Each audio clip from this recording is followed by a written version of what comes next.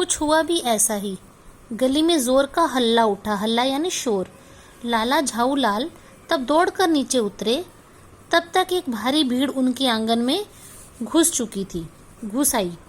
लाला झाऊलाल ने देखा कि इस भीड़ के प्रधान पात्र यानी सेंट्रल पॉइंट एक व्यक्ति है। प्रधान पात्र एक अंग्रेज हैं जो नख शिक से भीगा हुआ है। अब लोटे में पानी था, नख होता है पैर का नाखून, शिक होती है सिर के ऊपर खोपड़ी में जो बालों की एक शिखा रखते हैं लोग।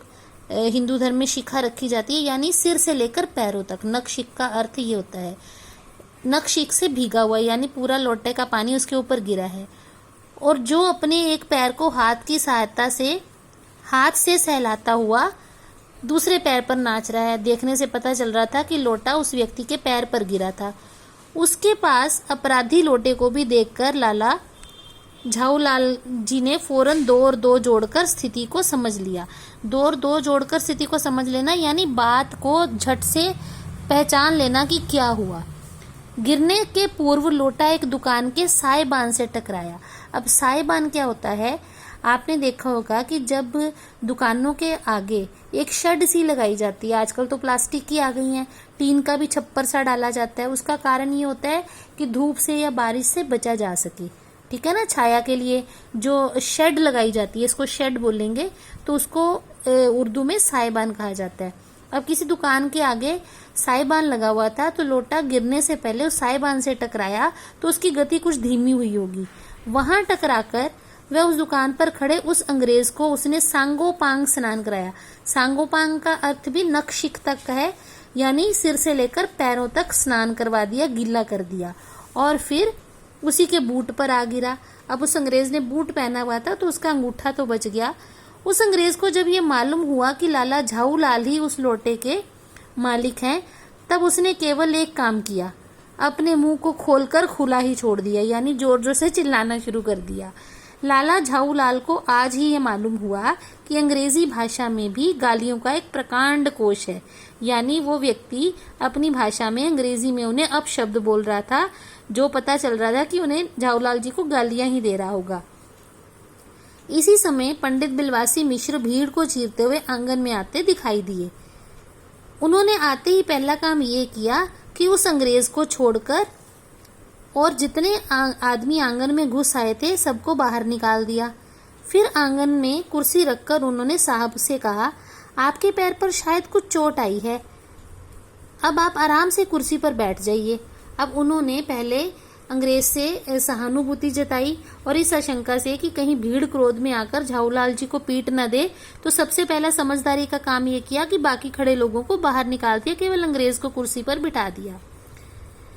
साहब बिलवासी जी को धन्यवाद देते हुए बैठ गए। अब दर्द तो हो रही थी, बैठने की जगह मिली, कुर्सी मिली तो बैठे, और लाला झाऊलाल की ओर इशारा करके बोले, आप इस शख्स को जानते हैं?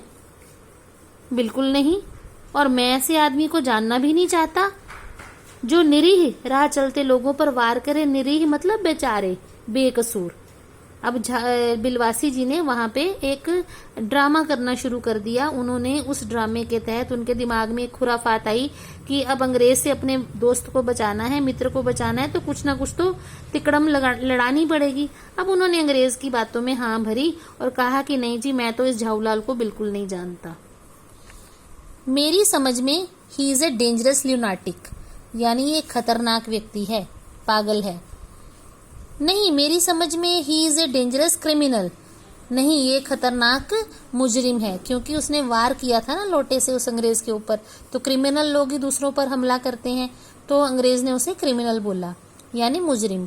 परमात्मा ने लाला झाऊलाल की आंखों को इस समय कहीं देखने के साथ खाने की भी शक्ति दे दी होती, तो ये निश्चय है कि अब तक वे बिलवासी जी को अपनी आंखों ही आंखों से खा चुके होते।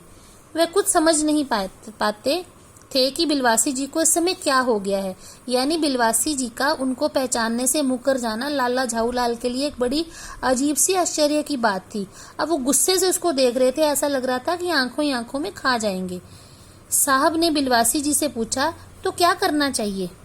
अब उस समय अंग्रेज को बिलवासी जी अपने हमदर्द लग रहे थे, तो उनको लगा कि ये व्यक्ति मेरी सहायता कर सकता है, तो पूछने लगे कि अब मैं क्या करूं इस व्यक्ति का। पुलिस में इस मामले की रिपोर्ट कर दीजिए, जिससे ये आदमी फौरन हिरासत में ले लिया जाए, यानी उसे कैद कर लिया जाए। पुलिस स्टेशन है कहाँ? पास ही है। चलिए मैं बताऊं। चलिए, अभी चला। आपकी इजाज़त हो तो पहले मैं इस लोटे को इस आदमी से खरीद लूं। क्यों जी, बेचोगे? मैं 50 रुपए तक इसके दाम दे सकता हूँ। लाला झाऊलाल जी तो चुप रहे, पर साहब ने पूछा, इस रद्दी लोटे के आप 50 रुपए क्यों दे रहे हैं? अरे, आप इस लोटे को रद्दी बताते हैं? आश्चर्य! मैं तो आपको एकदम विज्ञ मतलब ज्ञानवान, ज्ञानी व्यक्ति और सुशिक्षित आदमी समझता था। सुशिक्षित यानी पढ़ा लिखा। अब बिलवासी जी ने अपना ड्रामा जारी रखा, नाटक जारी रखा, और वो कह रहे हैं आप इस लोटे को रद्दी बताते हैं? बड़े आश्चर्य की बात है। मैं तो आपको एक विज्ञ और सुशिक्षित आदमी समझता था। आखिर बात क्या है, बताइए भी। जनाब, ये एक ऐतिहासिक लोटा जान पड़ता है। जान क्या पड़ता है? मुझे पूरा विश्वास है ये वह प्रसिद्ध अकबरी लोटा है जिसकी तलाश में संसार भर के म्यूजियम परेशान हैं। ये बात? जी जनाब, 16वीं शताब्दी की बात है। बादशाह हुमायूं शेर शाह से हारकर भागा था और सिंध के रेगिस्तान में मारा मारा फिर रहा था। अब उन्होंने एक कहानी गढ़ी उस लोटे के संबंध में। एक अवसर पर प्यास से उसकी जान निकल रही थी। उस समय एक ब्राह्मण ने इसी लोटे से पानी पिलाकर उसकी जान बचाई थी।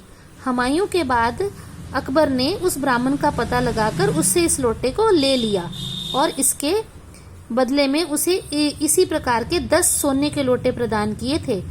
ये लोटा सम्राट अकबर को बहुत प्यारा था, इसी से इसका नाम अकबरी लोटा पड़ा। वह बार बार इसी से वुजू करता था। वुजू यानी नमाज पढ़ने से पहले हाथ पैर धोने का जो जल लिया जाता है जिस बर्तन में, उस हाथ पैर धोने को वुजू करना कहते हैं। सन 57 तक इसके शाही घराने में रहने का पता है, पर इसके बाद ये लापता हो गया, यानी ये चोरी वोरी हो गया होगा लोटा। कलकत्ता के म्यूजियम में इसका प्लास्टर का मॉडल रखा हुआ है। पता नहीं ये लोटा इस आदमी के पास कहाँ से आया, कैसे आया। म्यूजियम वालों को पता चले तो फैंसी मतलब दुगने तिगने फैंसी दाम देकर खरीद ले जाएं इस लोटे को। अब लाला झाऊलाल जी उस अंग्रेज को अपनी बातों के जाल में फंसा रहे हैं।